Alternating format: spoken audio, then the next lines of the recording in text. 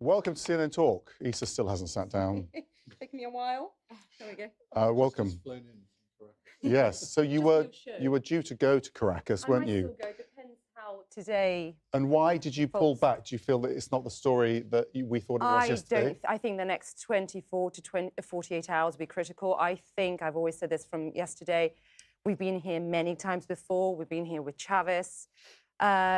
And I think it's going to fizzle out. I think the protests will be large today because, of course, it's May Day. It's a holiday. And they were long planned, those protests. They were protests. planned. And I think I should say we should protest on both sides, the pro-Maduro supporters, but also the marches, as Guaido was calling them, rather than protests. They will be large. There will be pockets, I think, of violence, as often is the case in Venezuela. But I think that by the end of the week, we'll go back to where it has always been for the last few years. It started kicking off, didn't it, during the show yesterday?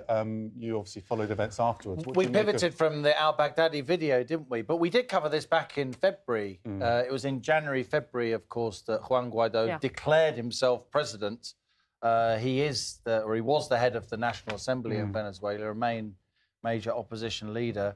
There were elections in January, which a lot of the international community said were rigged in the sense that big opposition characters either weren't allowed, boycotted them, or were locked up. Yeah. So you have the EU, the US, of course, some other Latin American countries in a coalition saying that Maduro isn't president. So we're at a situation now. We've been in a situation since January, February, where Venezuela has had two people calling themselves president, and it may blow over, as Issa says. For now, we still don't know quite which way the military is going to swing.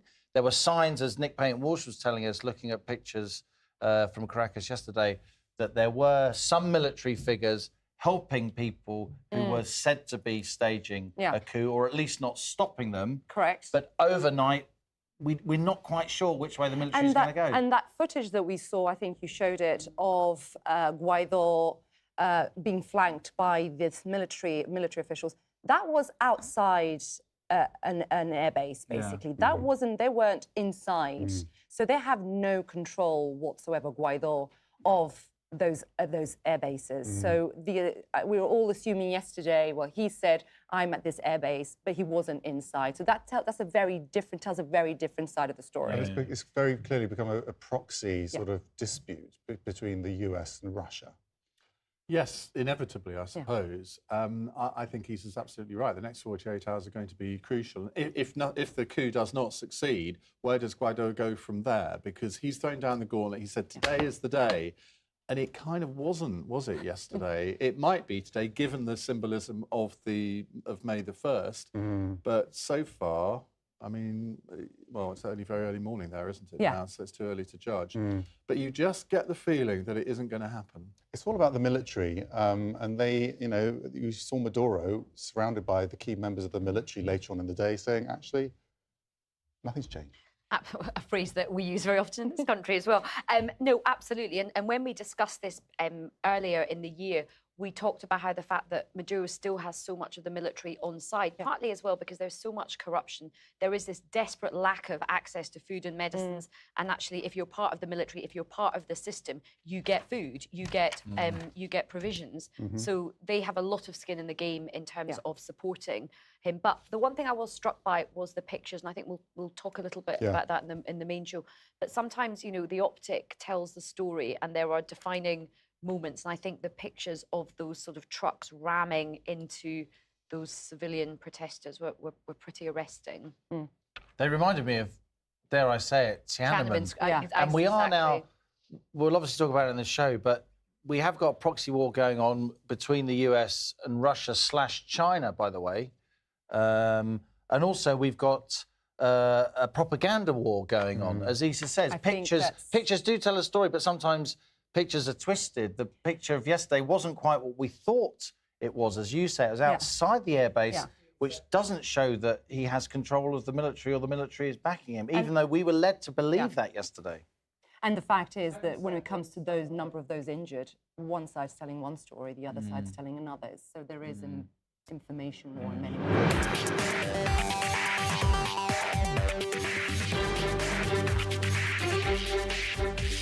We're talking Venezuela today. Is Trump right to back an attempt to oust President Maduro?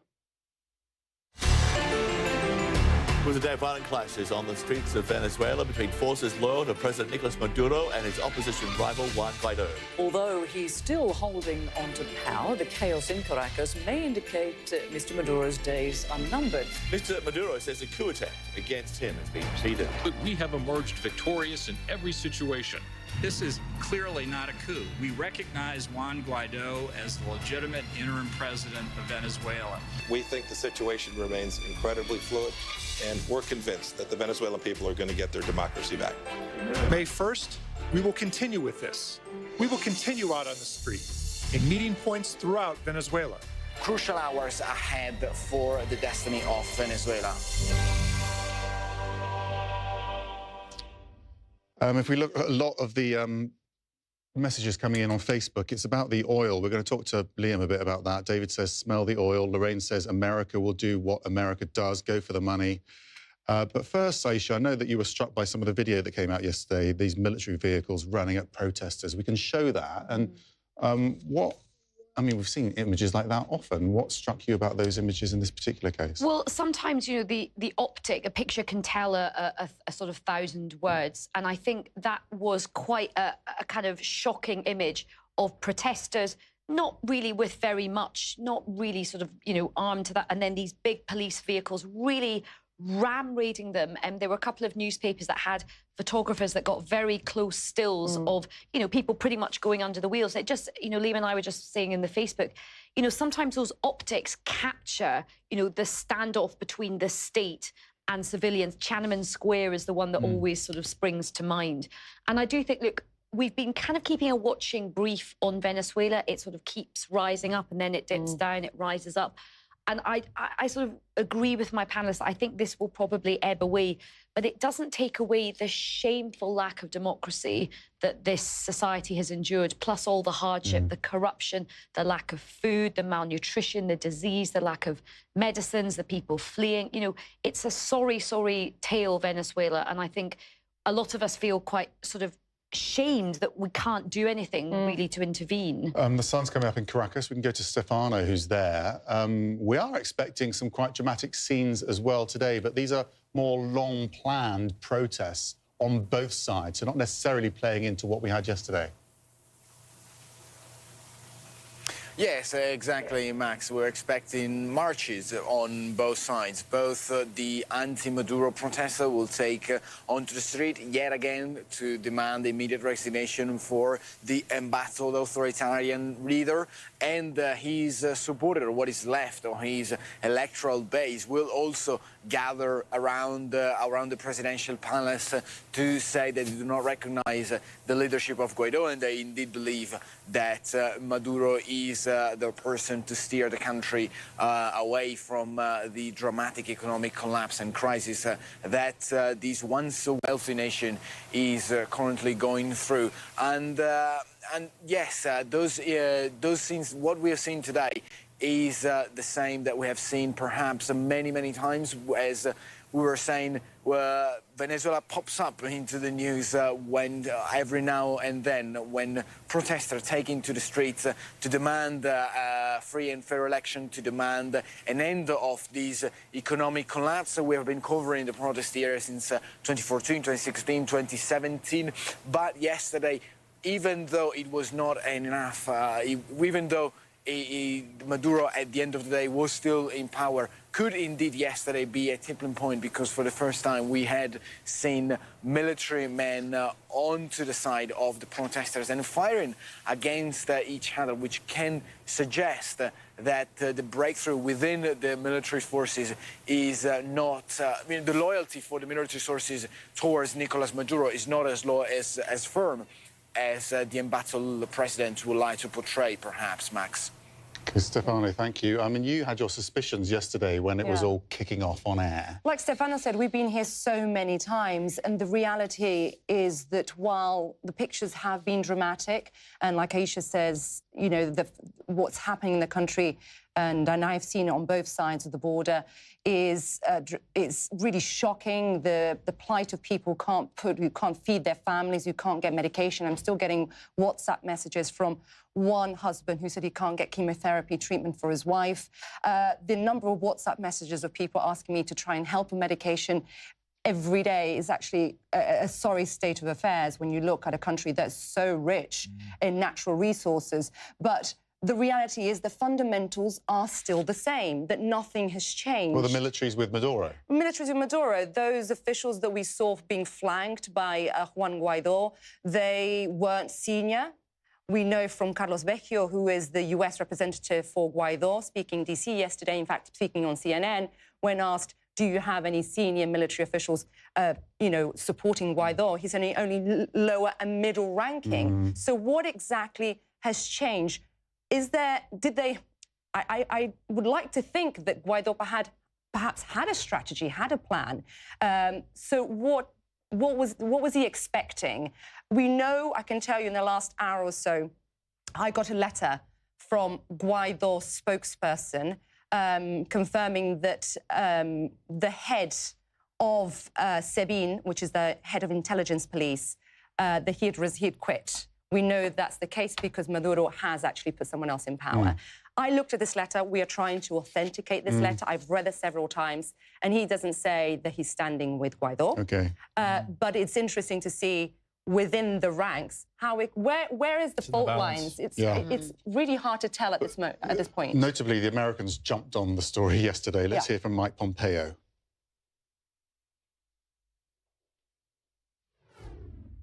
He had an airplane on the tarmac. He was ready to leave this morning, as we understand it, and the Russians indicated he should stay. We think the situation remains incredibly fluid. We know that there were senior leaders inside the Maduro government that were prepared to leave. They told us as much over the past few weeks, and we're convinced that the Venezuelan people are going to get their democracy back. Keith on Facebook says it's all about the oil, nothing more. Come on, guys. You've got some thoughts on this? It is a proxy war going on here, as we said in the Facebook section. You know, the Russians landed 2 military bombers in Caracas last month. There's a credit line from the Kremlin, so the Maduro regime can buy arms. You have Rosneft, which is a big Russian oil company, the biggest Russian oil company operating in Venezuela's oil fields. Look, under some definitions, Venezuela has the most oil reserves of any country on the planet, including the Saudis. It's previously been the richest country in South America. Now we have a chaotic mix of corruption and hyperinflation, inflation over 250,000%. That's why the system stopped working. That's why there's no medical supplies. That's why 3 million people have fled Venezuela in the last year, according to the UN, and maybe 5 million in the year to come. But oil did jump up yesterday on this, but oil has since gone back today because no one really knows what's going to happen. And because the US has sanctions on Venezuelan oil, and because there's been such chaos since January, February, ever since Maduro was challenged by Guaido and Guaido declared himself the president. So there are now 2 declared presidents in the wake of an election in January, which a lot of the international community thought was botched and unfair. Venezuelan oil has pretty much disappeared from international markets. There are only exports. But is America trying to get its hands on that oil? Well, I think, look, there's always a grubby fusion of money and politics in these situations. Of course, American companies are very, very interested in Venezuelan oil. And until quite recently, America itself was importing over 500,000 barrels of Venezuelan oil until the end of last year. When you have a country like Venezuela, which is rather unstable politically and institutionally, you know, really rather underdeveloped, with all respect, it hasn't always been that way, then you are going to have foreign powers very interested, at least foreign commercial entities, very interested in those supplies. That is inevitable. That's why the Russians are swirling, the Americans are swirling, the Chinese are swirling, yeah, even the UK. Rosneft, that Russian oil company I mentioned, it's a fifth owned by BP. So no one's hands are really clean. This is a big commercial meltdown going on in the Venezuelan oil complex, which if it does disappear completely from global markets, that will impact the oil price. And Venezuela has the crude oil, but they don't have the means to refine it because we're talking about decades of mismanagement. And in terms of those numbers, I was having a look at them.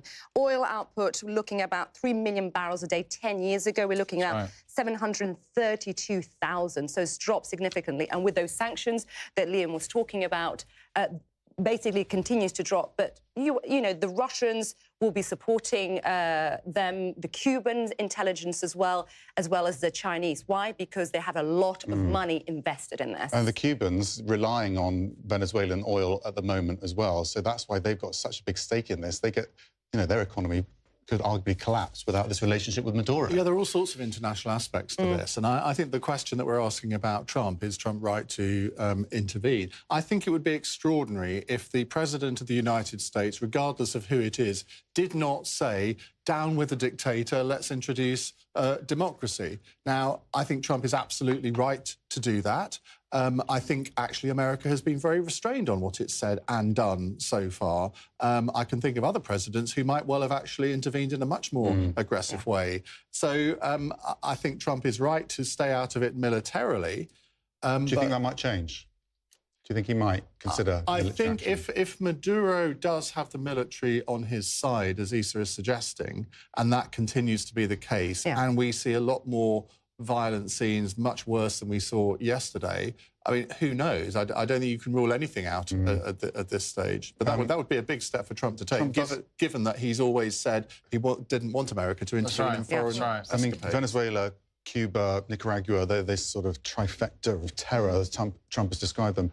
If Cuban troops and militia do not immediately cease military and other operations for the purposes of causing death and destruction on the Constitution of Venezuela, a full and complete embargo, together with highest level sanctions, will be placed on the island of Cuba.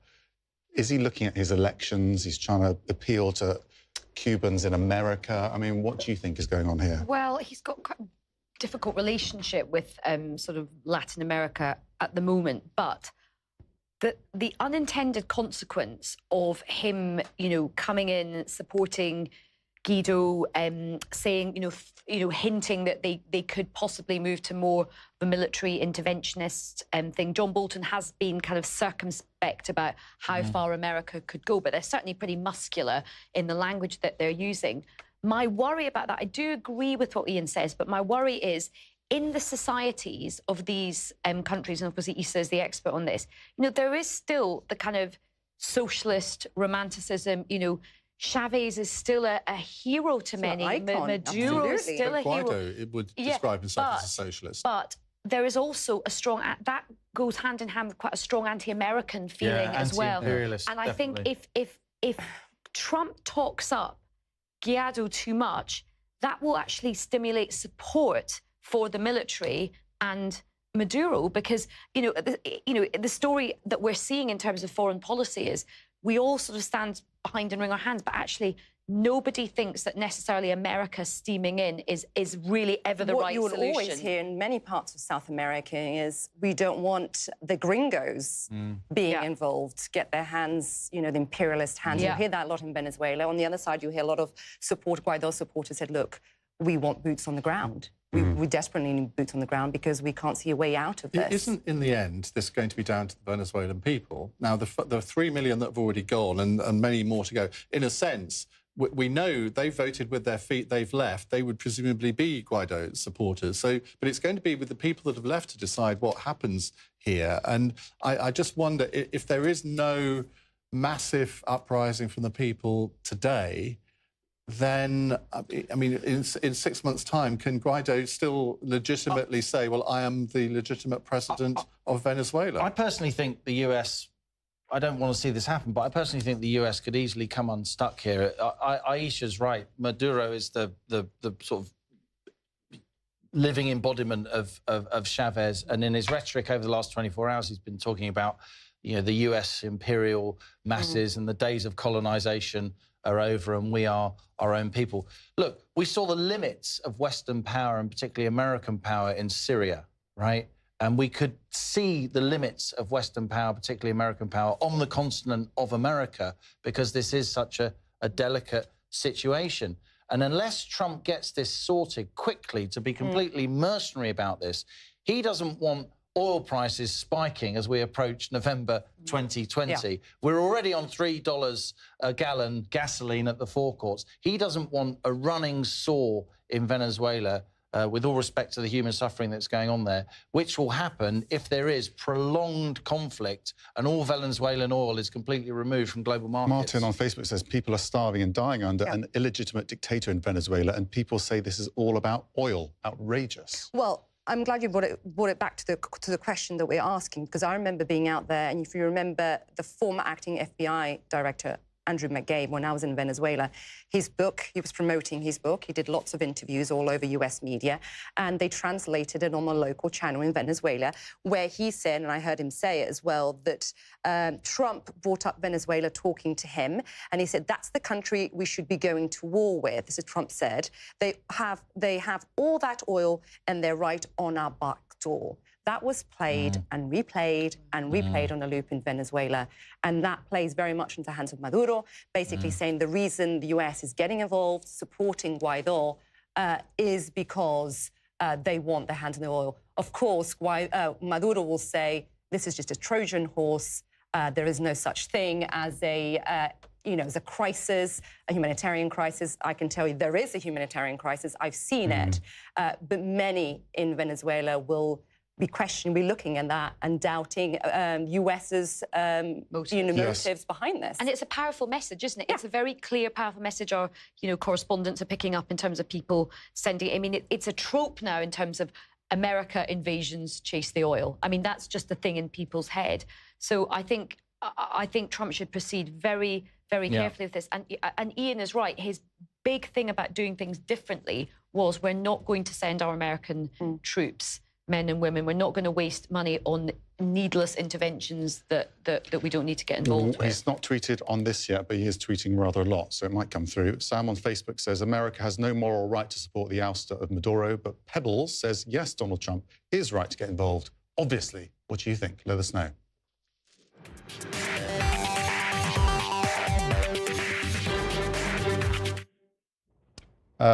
His approach is right, not yet using force. America supporting a coup in any form goes against the values of democracy that they've always stood for. Well, it doesn't.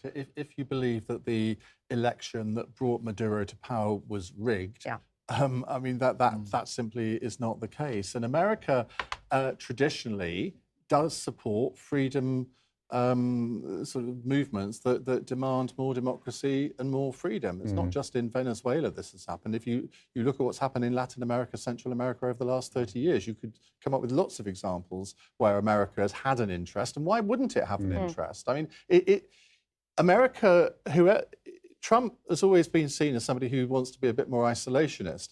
But given that America is still the predominant superpower in the world, America will have an interest, particularly in countries in its own backyard, and Venezuela qualifies in that category. If it can't control what's going on in Venezuela, it's a bit like... It's not about controlling, is it?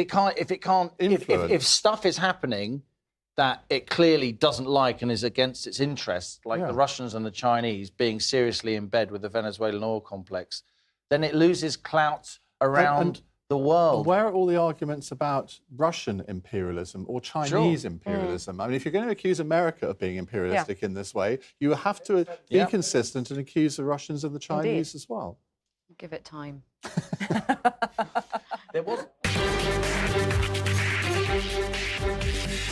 We're just discussing Trump and whether or not he's right to back the attempt to oust Maduro in Venezuela.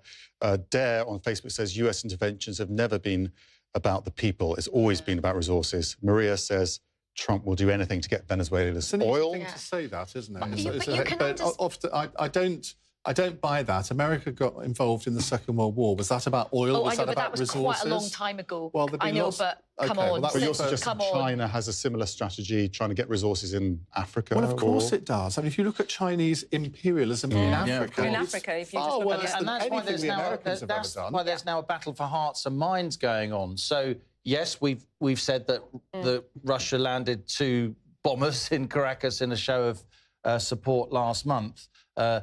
The White House is talking up a converted oil tanker that's now a hospital ship with 1,000 beds that's been going to ports near to Venezuela to treat people who have fled the country. So there is a battle for hearts and minds I find going it on. interesting the international community, though, have been very quiet in the last 24 hours. Yeah. Because we've heard which way it's gonna go. Pompeo speaking yesterday. We've heard a lot from the US, in fact, more than we even heard This from is Maduro. what Russia said. We haven't had much from Russia, but we got this from Fred, I think, in Moscow.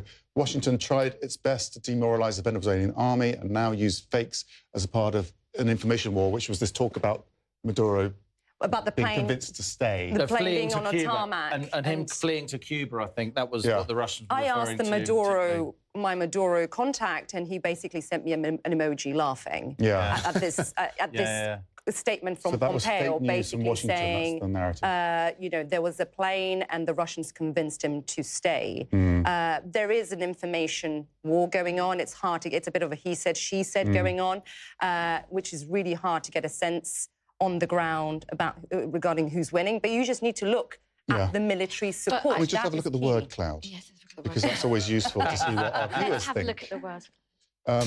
Maduro, Trump, oil. Oil's as big as See, Trump. Guaido doesn't... Where's Guaido there?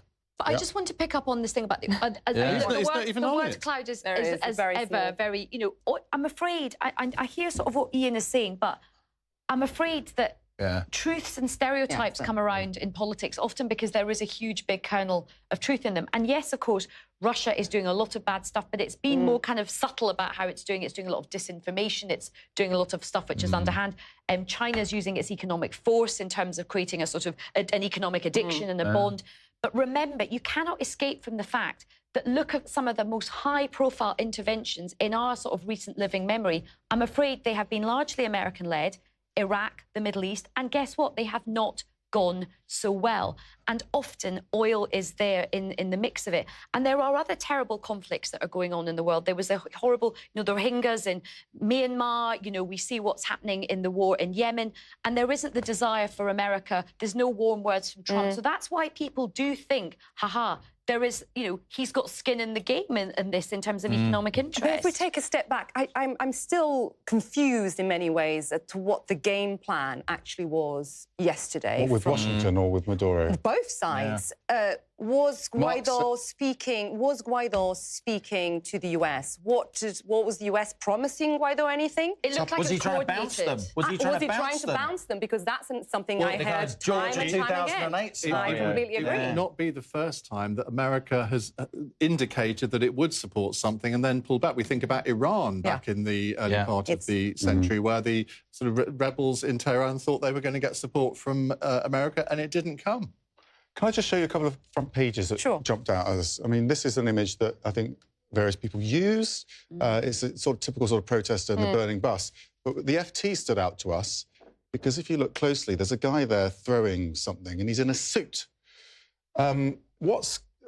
How would you describe the sort of various groupings on the different sides? Are we talking about middle class versus working class, or what is it? Maybe you would say about 10, 15 years ago, but now actually the lower classes are switching to support Guaido. He's getting their support for a long, long time under Chavez.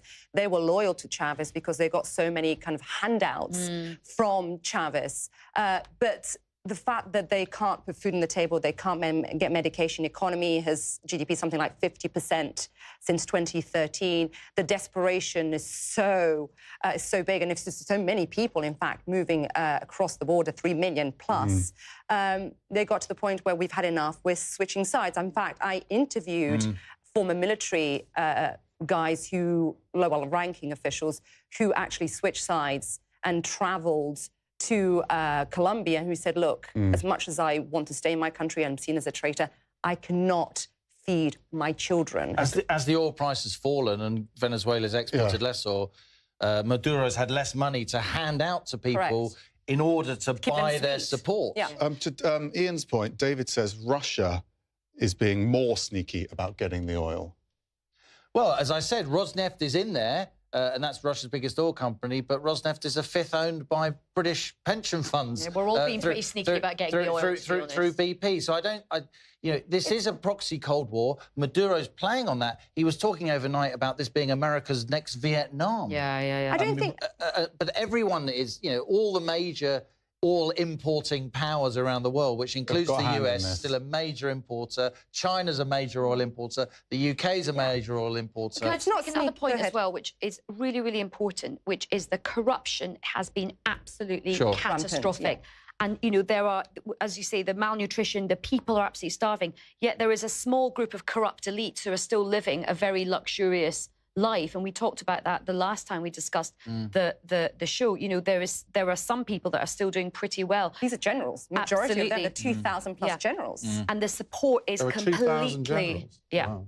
It's like the House of Lords. Basically, it's all kind said of it. hand in hand with, as you say, corruption, desperation, and But putting what could food on the Guaido table. then offer those generals to switch sides? Well, in because fact, I Maduro don't- is offering money, presumably. Well, I'm that's the not theory. sure if, Stephanie, if you got that tweet that we saw, that I was asking you to bring up, if we can, Yeah, it's coming to up. talk about... John Bolton. The John Bolton. Yesterday, he was tweeting in Spanish, but this is his tweet yesterday. This is Vladimir Padrino. So he's naming 3 individuals here. This, I can tell you who they are. Defense Minister, that's Padrino, Supreme Court Judge, and the Commander Presidential Guard, Rafael Fernandez, basically saying, switch sides, the sanctions will go away. And in fact, yesterday he was tweeting just in Spanish to the military to say, all the sanctions we put in place against you, these will go away. We're not talking about 1 or 2 generals. There are 2,000 generals. Yeah. The majority of them, as Age was saying, they are corrupt. They control the top industries. I'll just say all the industries. They have families living in Miami, in London, kids that go to La Sorbonne. These are people who have a lot of money. The socialist dream, eh? This is a socialist dream, and Cuba's laughing about it And right the now. Americans can freeze their bank Yeah. accounts. Can I That's just what's happening. correct? No, you can't. You've got Can I just correct something very quickly Yes? on that comment from that gentleman Yeah. about Russia oil? Russia is involved because they Okay. let them alone and the oil's in return. I've So got to go. it's a Thank business you. deal. I'm talking over you. I feel so rude. You are rude. Technically rude.